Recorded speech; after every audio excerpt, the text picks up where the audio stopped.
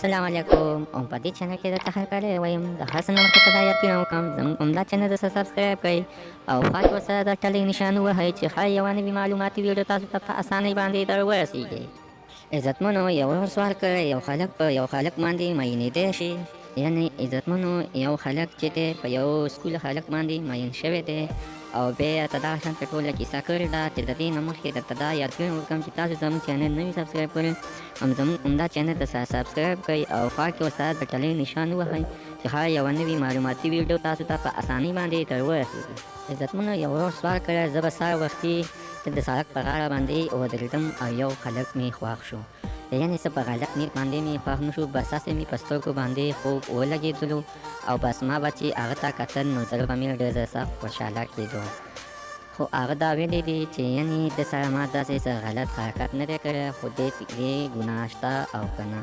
وروره تا ته زه دا سوال کوم ولې چې دی خلک ته کو په سمو سترګو ګوري او کو په غلطو سترګو ګوري، یعنې دا ګناه ده، یعنې ستا خو په زړه کې بیخي څه نه وي، خو بیا هم شیطان دی سړي سره، ولې چې د دې کارونو نه ځان وساته. یوه دا خبره کېدی شي کښېنه ورسره د سلام ورسره وکړه، ووایه ته زما دغه شانتې ستا مې خبرې خوښې دي یا مې ستا ګپ شپ خوښ دی، داسې ورته مه وایه چې ته زما خوښ یې. بیا هغه پوه شي هغه بیا د ځان نه یاره وکړي، هغه د تا نه بیا یاره وکړي، وایي چې د ده هلک ښایي څه مقصد دی ما کې چې دا ما ته وایي چې ته زما خوښ یې. خو داسې ورسره کښېنه بیا داسې کېدی شي دې کې بیا صحیح څه اتحاد نه کېږي او نه چې ته ورته وایې چې ته زما خوښ یې او داسې نه په یو اسلام کې هم د هلک نه خلک خوښه نشته دی. دا بیا بچغاستوب کې راځي او د دې خبرو نه بلکل ځان وساته.